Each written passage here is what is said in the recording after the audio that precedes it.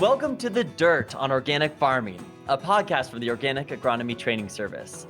Our aim is to bring skeptical agronomists and crop consultants into the organic conversation by analyzing 6 common criticisms and openly discussing the sometimes messy promise of the organic opportunity.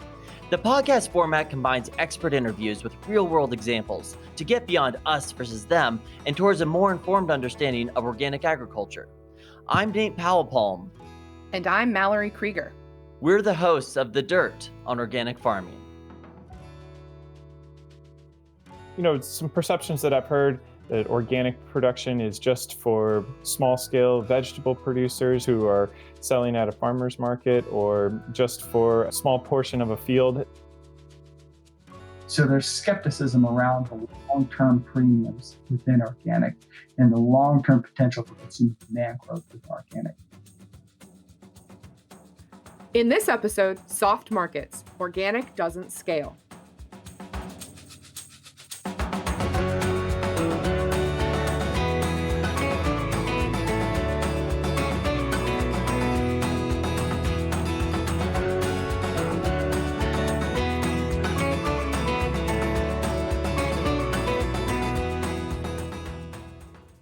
General Mills is a proud sponsor of oats. As the largest producer of natural and organic packaged food in the U.S., the company is committed to supporting farmers in transitioning to organic and promoting continuous improvement of organic standards and practices. Learn more at generalmills.com. Oats is brought to you with funding support from Stonyfield. As the country's leading organic yogurt maker, Stonyfield takes care with everything it puts into its products and everything it keeps out. By saying no to toxic, persistent pesticides, artificial hormones, antibiotics, and GMOs, Stonyfield is saying yes to healthy food, healthy people, and a healthy planet for 38 years. Stonyfield is a certified B Corp and is also helping to protect and preserve the next generation of farmers and families through programs like its direct milk supply and Wolf's Neck organic training program, as well as Stony Fields, a nationwide multi-year initiative to help keep families free from toxic, persistent pesticides in parks and playing fields across the country. Welcome to episode 5. We've looked at tillage and weeds and the science behind organic agriculture and whether it has a potential to feed the world. But little of that matters if it doesn't scale. When I was first learning about farming and seeking out mentors, I remember bringing up the word organic to neighbors and other conventional farmers that I was hoping to learn from. And more than once, when I said the word organic, they pretty much replied that, oh, the reason I'm not organic is because I don't want to be sitting at a folding table selling grain by the pound at farmers markets. One of the reasons that I ended up going into organic grain farming was because of the really strong and very consistent farmer-friendly markets that are out there. And by farmer-friendly, I mean that there is a culture of grain buyers really working with farmers to chase these markets, these new and nascent markets that are out there. And organic supply has been just chronically lagging demand. There's always been more demand than there is supply. And so buyers are eager to buy semi-load after semi-load of any organic grain that farmers can produce. My markets were mostly regional mills, some national brands as well, but they were ready to purchase hundreds, if not thousands of acres. Usually I am maxed out on contracts and there's more demand for what I can grow than what my acres can produce. So I was always a little surprised when folks just dismissed organic grain as something you only sell by the pound through your local CSA, something that's not really sold by the semi-load and really not scalable. This is a point of view that I interact with a lot. I've spent many years doing trainings for farmers who are considering transitioning to organic. And one farmer really sticks out in my mind when we think about this idea that organic doesn't scale, that you can't do it on large acreage. I had a field day for farmers who were considering transitioning. So the farmers who were there had not started transition yet. They were just trying to figure out what it is to be organic. And there was this one farmer who stayed at the back the whole time. His body language was arms crossed. He just really looked stressed, looked like he didn't want to be there. So on one of our breaks, I went up, had a little one-on-one conversation with him to find out what was going on and if there's anything I could do to help. Well, I learned that he farms about 2,000 acres, and the majority of those acres, I want to say something like 1,600 acres of that 2,000 were owned by one landlord. And that landlord was requiring that he transition the farm to organic for him to keep the lease. And he was terrified. He felt it was an absolutely impossible task and that it wouldn't be possible to transition to organic on the scale of over 1,000 acres. So what it sounds like he might be concerned about is sort of twofold. One, how does he make that agronomic transition, get through, control weeds, ultimately make sure he has productive fields? But the second is, what are the markets like when he actually gets to transition? Are the markets going to be there to ultimately give that premium and buy up the crops that he's growing as certified organic? So to tackle this, we're going to look at it in two parts. The first angle we're going to cover is the markets. In this episode, we're going to look at, are the markets there for large scale organic operators to come in? And if they're not there, what does it take to grow these markets? In the next episode, we'll be looking at what it takes from an agronomic perspective to get through transition, on the ground stories and interviews with folks who are actually talking about their experience and their expertise in getting through that transition period. So to kick us off, I want to introduce Ben Bowell, an organic education specialist with Oregon Tilth, which is an organic certifier, educator, and advocacy nonprofit. The idea that organics is only for small farms doesn't really square with what Ben is seeing in the field.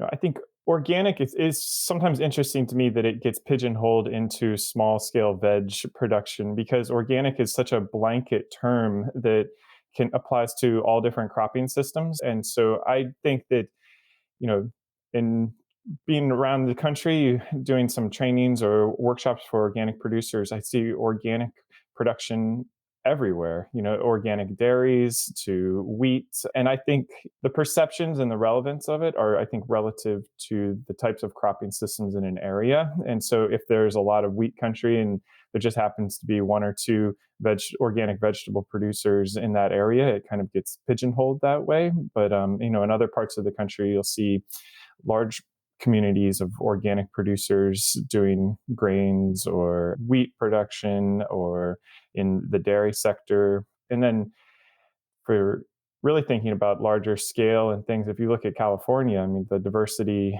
of organic agriculture in California and the large scale that it's at with vegetable production or all different specialty crops and fruits and nuts and all of those sorts of things. Ben brings up a good point. When people think of organic, they oftentimes think of the farms that they encounter in person, like at the farmers market or through a CSA. But organic has a really huge presence in the grocery store. And when you walk through the grocery store aisles and you look particularly in the refrigerator section and you see how much butter and cheese and milk are all labeled organic, how many eggs are labeled organic, those are animal products that are fed with grain through the organic supply chain. I couldn't agree more. And I think one of the most fun things about being an organic farmer is being able to walk grocery store shelves and try to do a little internal accounting about how many acres does any one product represent? What are those products that are really pulling a lot of organic grain? So I think Ben brings up a great point that organics is really diverse. And when we're thinking about all the different products on the shelf, there is eggs and milk, and those are all pulling a lot of organic grains. But the scalability question is that by the very fact organics is at these major retailers, it has to be a pretty efficient, pretty big supply chain to meet the demand of all of those different stores. Yeah, a lot of times I hear from people who are a little skeptical about organics, with concerns that it can't be done at large scale, like conventional scale industrial farms. They're pointing to average acre sizes that are published through USDA's, Agricultural Research Service data, Ag Census, et cetera. A couple of things to keep in mind about those numbers.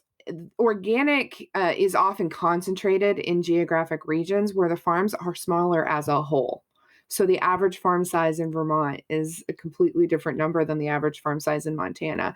But in that Northeast and up in the dairy country in the north central part of the United States, farms just generally are smaller. And so these organic farms are not markedly smaller than what their conventional counterparts in their geographic region are. Another thing I want to kind of point out is Ben mentioned farmers market. Well, I farmed as a farmers market vendor for about 5 years. And many of the farms that are certified organic that I encountered in the years that I was doing that are run by really young people. They're just starting out. They're trying to get into the market. They're getting their foothold in there and the 3 years experience so they can get that FSA farm purchase loan. And so right now, the organic community is fairly young. And so that kind of skews the acres smaller. So that all of this is to say organics absolutely is done at scale.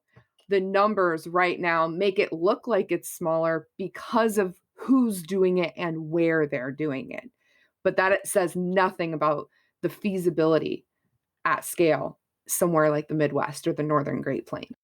And Ben also pointed out that the factors which drive conventional farms to get so big, namely to expand and consolidate and to scale just to be profitable, those are just not as relevant to organic farms.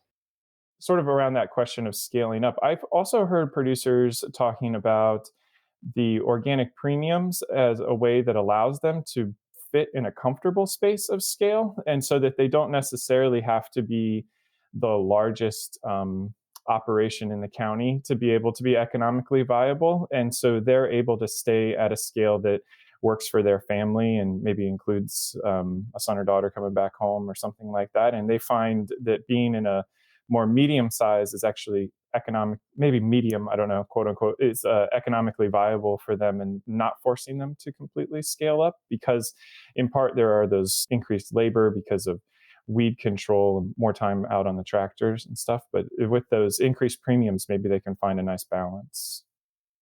The thing that about organics that is just so exciting to me personally is the fact that farmers can find that balance. They are more profitable and it lets them, as they scale up to larger scales, they're able to bring in the next generation so much easier than on those tight margins in conventional farming that we have seen over the past like 20 years.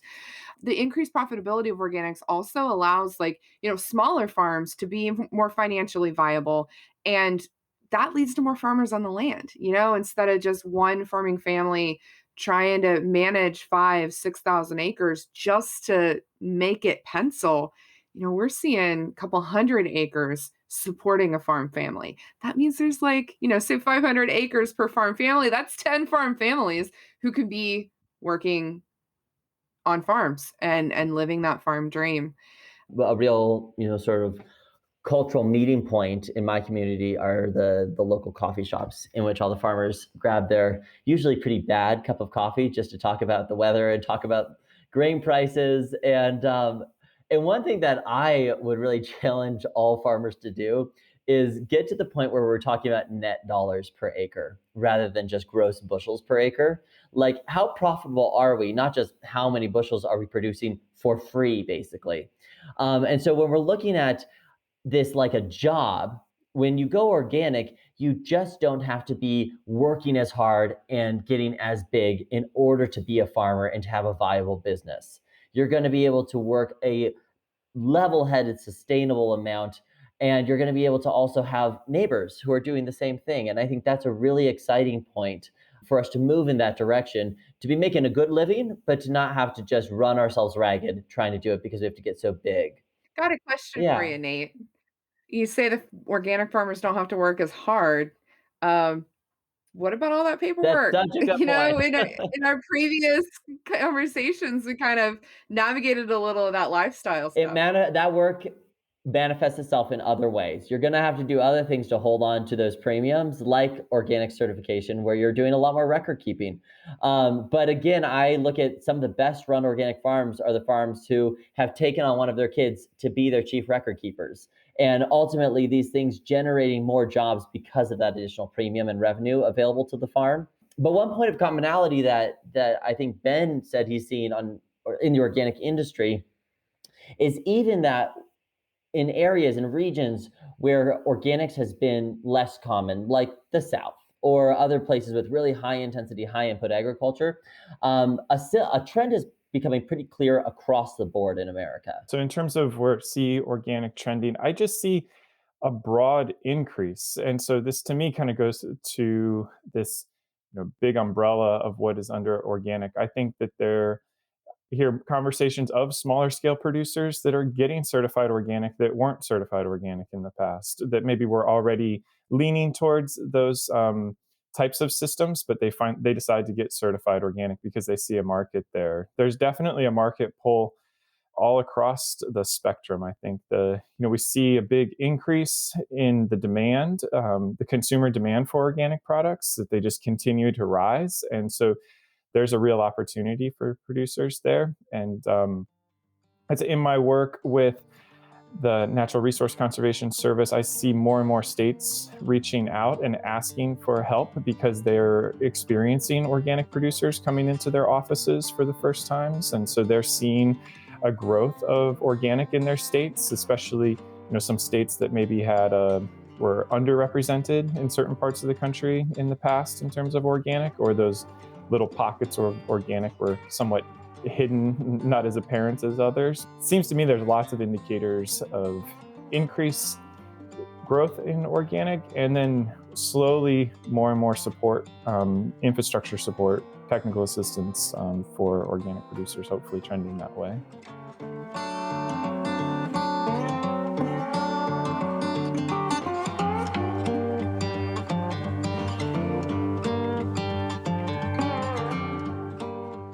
All right, so Ben, he sees the organic industry growing, but here's what I'm thinking about. In the last episode, we talked with Joe Miranda from OTA about how organics comprises about 6% of the organic food purchases in the United States. But one thing that we didn't say in that episode is that organic only makes up about 1% of the food produced. So agricultural product leaving the land, it's only about 1%. So what that's telling me is twofold. One, organic farms more profitable because they're selling their product for more, so they're getting more money, more of that dollar share. But the other thing it's telling me is that there is a gap in how much we are producing organically domestically versus how much we're importing to fill domestic demand. And import numbers for organics are still pretty high for cash crops like corn and soy. All the signs are pointing to there being a lot of potential for domestic grain production to take over some of that import demand, but there does seem to be a lag. If farmers decide to transition to organic at scale, so we're talking like large conventional operation transition to organic, can the market absorb their product? That's a really good point and a good question. I think the one thing to consider is that organics is a much younger industry than conventional. And so all of the infrastructure, that the elevator systems, the transport system, logistics, all of that is just less mature in organics than in conventional. So I think it can be intimidating and in a lot of ways overwhelming for farmers to enter this unfamiliar market, because they're worried that there's just not the same amount of infrastructural support as in conventional. But the two numbers that I really sit with when I'm thinking about the future potential for expanding organic acres are the import numbers for organic corn and organic soybeans. So I wanted to dive into those two numbers as two of our staple crops that most farmers in sort of the Corn Belt region and really everywhere east of the Mississippi, as two of those crops that farmers grow a lot and want to keep growing. I wanted to figure out what is in those numbers of imports and how can we address them. So luckily I found someone who spends all of his time analyzing organic markets to get a better understanding of what it looks like today and where are things headed. Ryan Koory is the Director of Economics at Mercaris, which provides comprehensive marketing information to the organic sector, from prices to trade data and even acreage yields. With that number, and on both of these, we've seen them improve over the past 5 or 6 years. And this is really a virtue of the fact that we do continue to see acreage expand. If you look at corn, if you were looking somewhere around the 15-16 marketing year, I think we imported somewhere around 50 to 55% of our organic corn. And over the 19-20 marketing year, that number shrank down to about 25%. So that share has fallen by half. If you look at soybeans, much more nuanced. And the reason for that is there has been a trend within the industry that we don't import whole soybeans nearly as much as we used to. What we do is we import soybean meal in pretty substantial quantities. What I like to do is I like to take that soybean meal number, kind of convert it to a whole bean equivalent, right? Like how many beans would you have to crush to come up with this volume of meal? So if you took that whole bean number, that equivalency number, and you looked at that as a share of total supply with U.S. production, kind of that same comparison. If you looked at 15-16, we imported just a little bit more than 80% of our organic soybean needs. And that number's come down for sure, but not nearly like corn. And with that, over 1920, we saw that number sit somewhere around 70 to 75%. So still a huge portion. The vast majority of our soybean needs are sourced in the form of imports. And a lot of those imports are in the form of soybean meal. The difference in the growth in corn and soybean sectors, I think, is really telling about what it will take to have organic scale in the U.S. So the majority of demand for organic soybeans in the United States is in the form of livestock feed demand. And to produce that, you're producing soybean meal, so you're crushing. And the byproduct of that crush is oil. The market for organic soybean oil in the United States is fairly tepid. There's not a lot of consumer demand. And then there's really a few reasons for the lack of consumer demand. One being, if you are the kind of consumer who is health conscious and is purchasing organic goods for that reason, you generally tend to look at labels for oils that are not soy. You generally have a preference for things like sunflower or canola. Canola is another one that's fairly common. But as a result, so what you see is organic soybean oil. Generally, a lot of it gets dumped into the conventional market.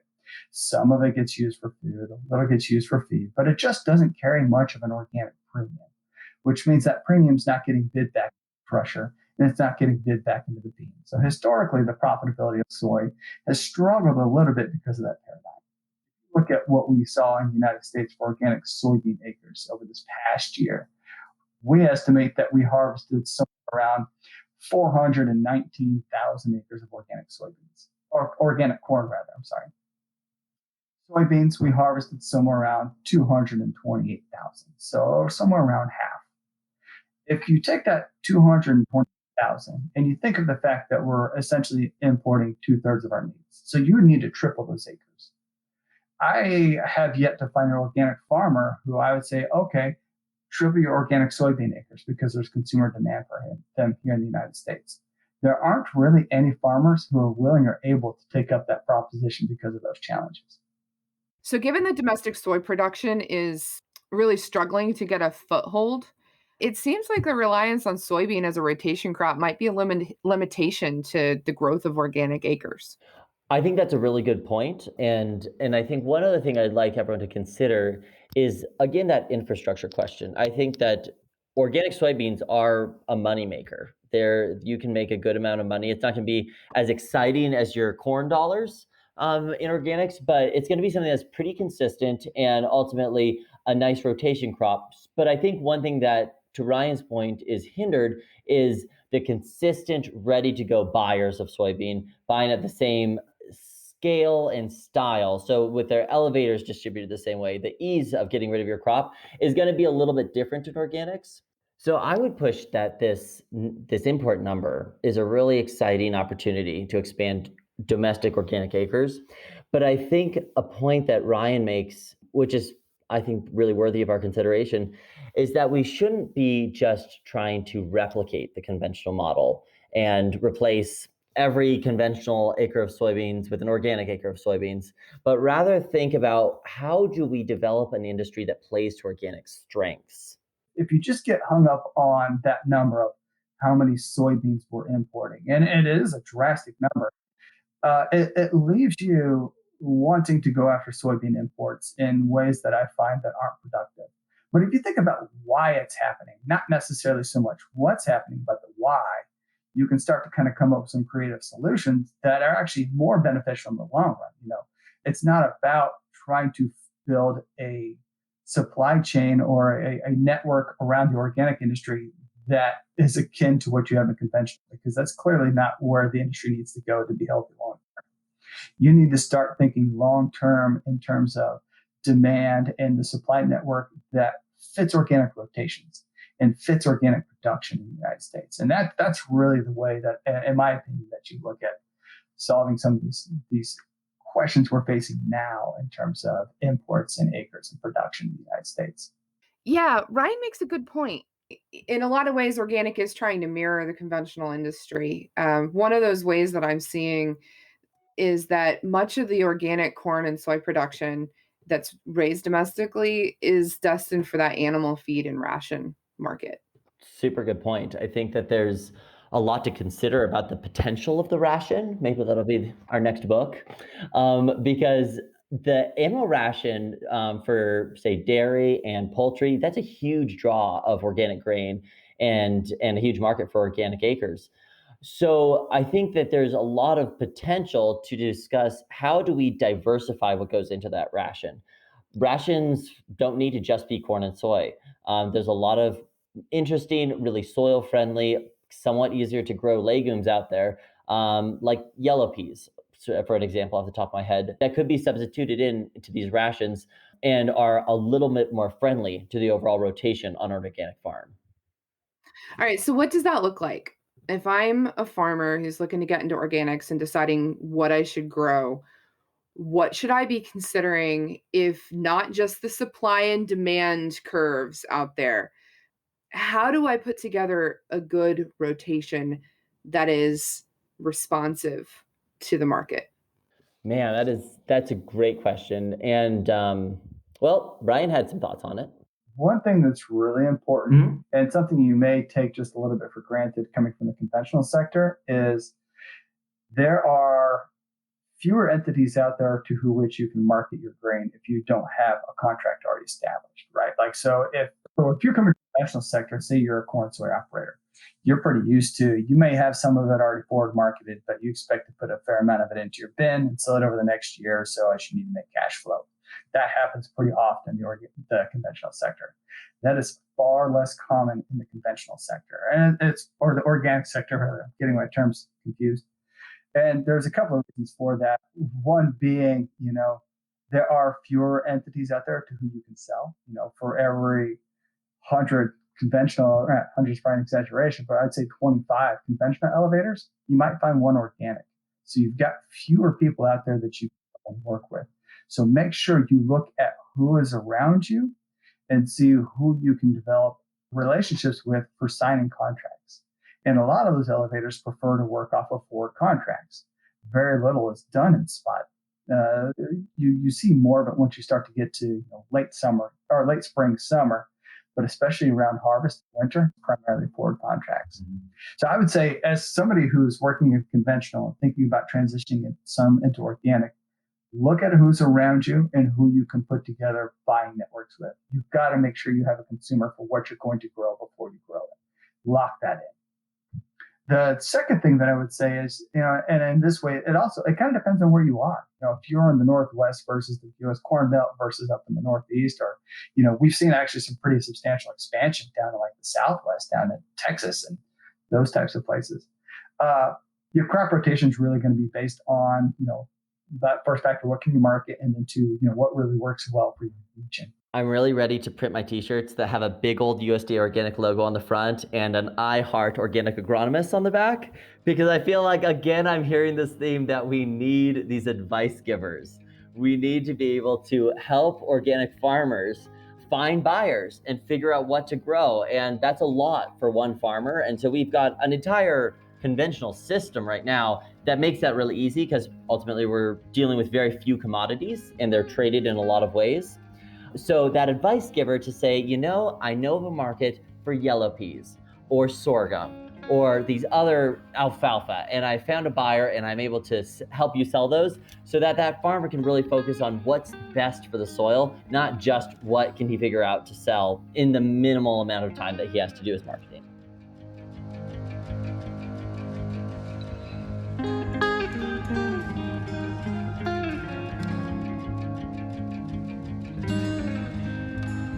So, I'm thinking about what we've just heard from Ben and Ryan, and it really sounds like that there's not a hard limit on farm size from a market's perspective in organics.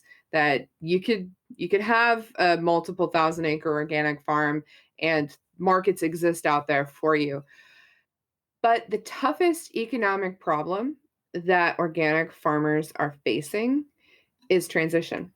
It's becoming an organic farmer and getting through that 36 months.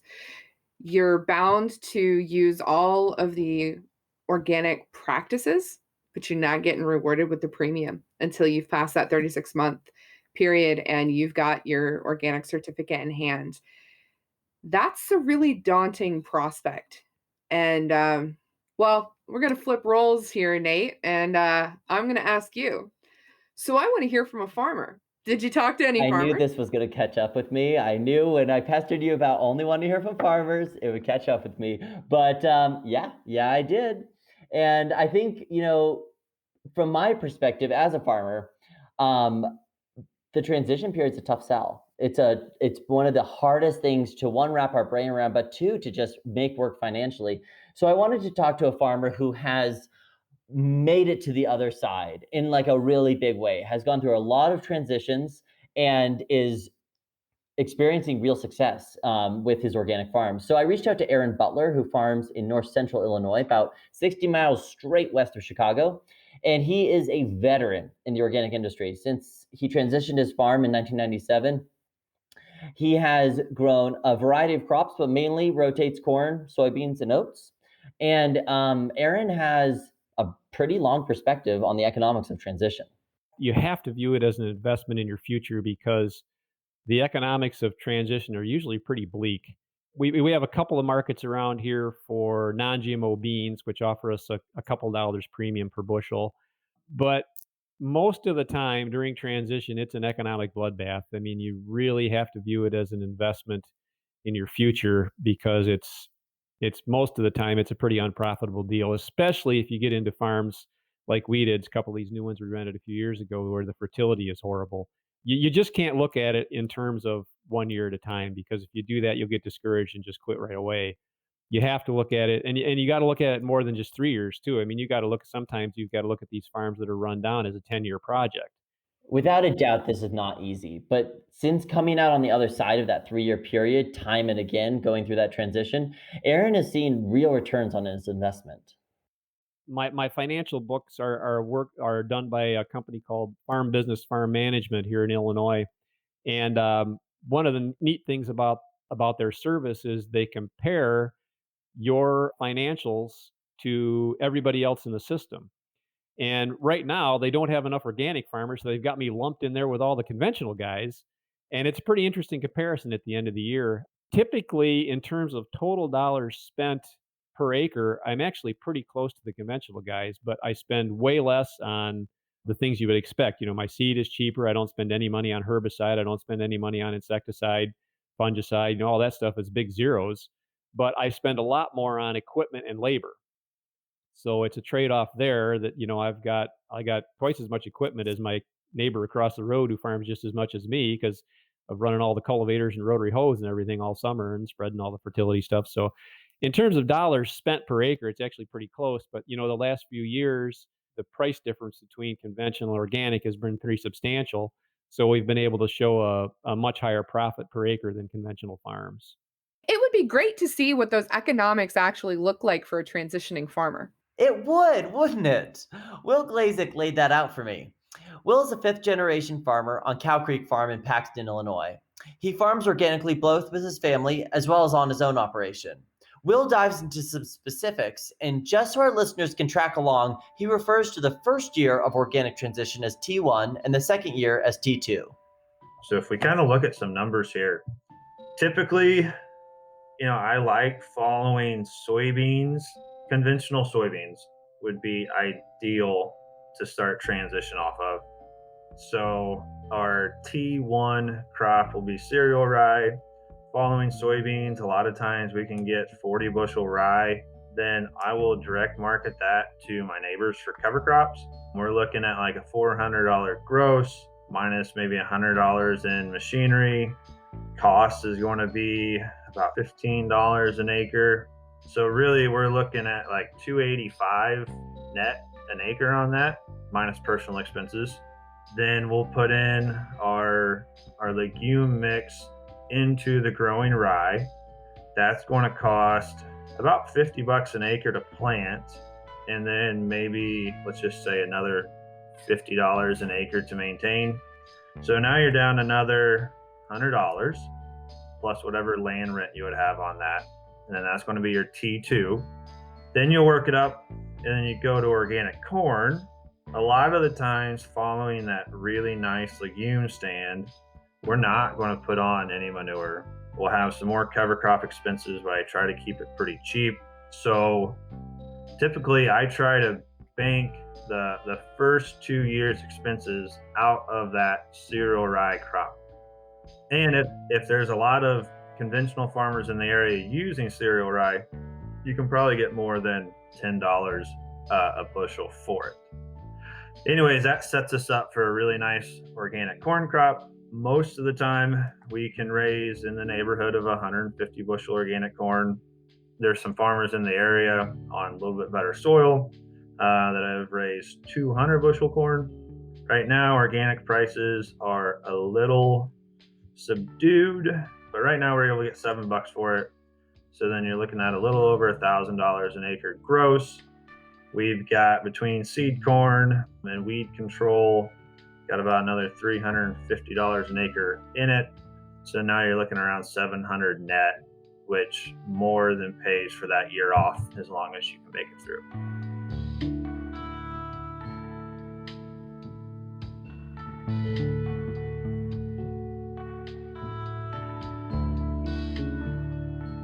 Wow, Will has really given a lot of detailed thought to how he economically manages transition, and I would encourage all of our listeners to do the same. But my takeaway from hearing a lot of farmers talk about transition is that the economics aren't necessarily ideal, but knowing that there's profitability on the other side of that 36-month transition, once you've got that organic certificate in hand, that's got to be helpful in getting you through. Couldn't agree more. And I think also, just to tack on to that, because there's such a discrepancy between the demand for organics and the respective supply, I've seen more and more companies start to explore programs where they offer cash incentives to farmers to support them through the transition time. Starting off talking about things like wheat, barley, we've seen a lot of demand growth for those. And a lot of that demand growth has manifested in the form of, large operators who are really putting a serious eye towards organic and organic contracting and setting up organic contracting networks. Things similar to what we've seen General Mills do over the past several years, to what Anheuser did, I believe, was it last spring, when they put together their large organic program and set up a lot of wheat and barley production up in the Northwest. There has been a substantial amount of that growth, and that growth has really taken the form of, pretty generous grower contracts that help growers get established and get off the ground. And whenever you have someone who's coming in and willing to buy, essentially a fixed amount of your operation at a fixed price for a fixed period of time, as a farmer, that's some pretty great guaranteed revenue. That's better guaranteed revenue than most farmers ever see. And that helps you kind of get in and figure out how you're going to produce and work out the kinks, and maybe figure out what to do with some of your other rotational grains or rotational crops, whatever they may be. Whether it's just you rent it out as, grazing pasture whenever you're not growing on it, or whatever it may be. Wow, so we're having more and more companies trying to support farmers through transition by guaranteeing purchases to kind of shore up the demand for transitional products. So the reason these companies are investing in organics is ultimately because they see major growth in the demand for organic products. Ryan pointed out that demand is really so essential for growing the organic market. We talk so much about imports and acres and production and growth, but we don't take enough time to talk about demand. If you look back at what happened to the conventional sector, If you look at basically like 2005 through 2000, what was that, 2016, where conventional prices kept going up and up and up, and everybody thought corn would stay at $6 forever. It didn't. And it didn't because we took our eye off the ball with respect to demand. Biofuels stopped growing. China ended some of its policies that had led to a whole lot of demand growth. Demand slowed down, and it slowed down abruptly, and it slowed down much quicker than acreage growth did. And that caused conventional to do what they did. With organic, as important as it is to address some of these, logistic issues and to address some of these import issues, continuing to grow consumer demand is the single most important thing for the organic sector. Consumers may demand a lot of the value that organic can offer, but they may not know that. And they may not see that value being translated or be educated on that value. And so making sure that consumers understand that organic is a great way, and ensuring that organic continues to remain a great way to get those additional values with your products, is an extremely crucial thing for the industry over the next 5 to 10 years. Because as much as I believe in the industry and I think it has plenty of room to grow, I'm like I said, it's my economist skeptic hat. If we don't continue to focus on growing consumer demand, we will quickly trip over ourselves. And we could quickly see ourselves in a situation where prices start to fall, because it can happen in any market, and it does. I think something also to consider there, and referencing what Ryan just said, that it's not just how much we demand, but it's also what we demand. And so when we're thinking about growing demand, if we're demanding crops and products that make sense for organic farmers, it's not a struggle, but actually a really good fit for their rotations to grow these crops, then we're going to be sticking it to the conventional paradigm and making a much more viable marketplace for organic farmers to thrive.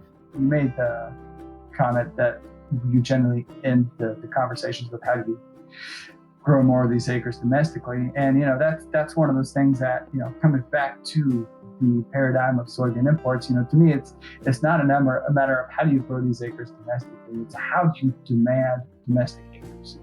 It's not a matter of growing them domestically. Or rethinking the demand paradigm to where we demand them domestically. And that, to me, seems to be the bigger, more pertinent question.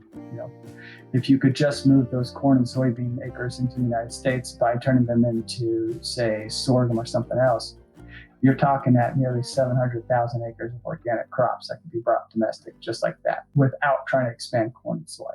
And I think maybe that's a better tack to take whenever you look at this situation than just how do we grow this corn and soy domestically. We really need to rethink how we're setting up markets for organic crops domestically.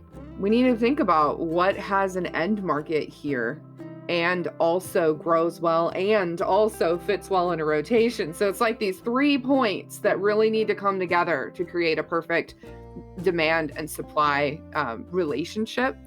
And so I would say we really need to challenge ourselves to mold the demand side to better fit the agronomics of crops, such as inputs into feed rations. Absolutely. And to put a fine point on it, here are the 3 takeaways. Organic marketing is different than conventional marketing. And so it's going to be important to understand what crops you can raise and raise profitably. Markets are there. Organics is growing quickly, but it's not going to be the exact same infrastructure. You're not going to sell necessarily to the local elevator. It's going to be more relationship marketing.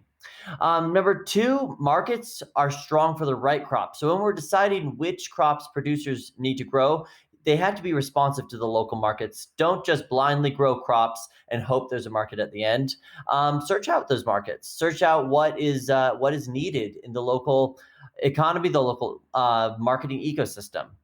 And lastly, organics is big business. You can grow and sell at scale. We're not talking about selling only by the 5-pound bag of wheat. There's a lot of demand, and it's really well fit to current scale operations. And at the end of the day, Ryan Koory emphasizes that scalability isn't a deal breaker for farmers looking to go organic. I think if we can solve that problem of long-term sustainability by addressing some of these things we talked about here, you will see people move in, and scalability won't be an issue, because there are clearly multiple examples of operations out there who are successfully farming organic on the multi-thousand acre type of scale. So clearly you can do it. It's just a matter of making the economic case and giving our farmers the opportunity to have the long-term sustainability to reach that kind of scale.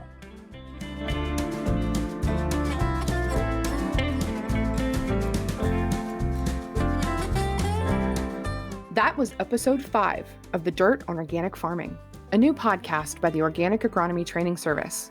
Oats provides organic grain production training to agronomists, advisors, and crop consultants so that farmers will have better access to reliable, science-based advice for their unique farm operation.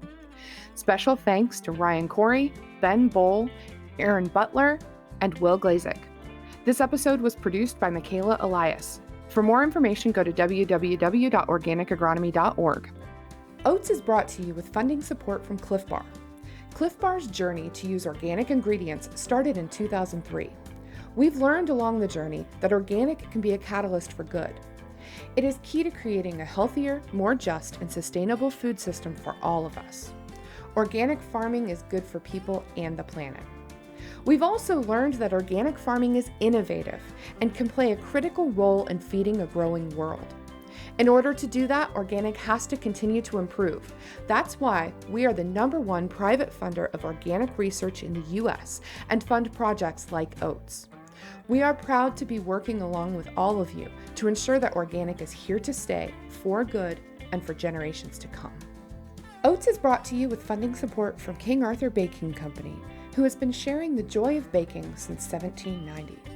A certified B Corp, headquartered in Vermont, King Arthur is the ultimate baking resource, providing the highest quality ingredients for the most delicious baked goods. As a 100% employee-owned baking company, we believe in the power of baking to make a difference for our employee owners, the larger baking community, and the planet.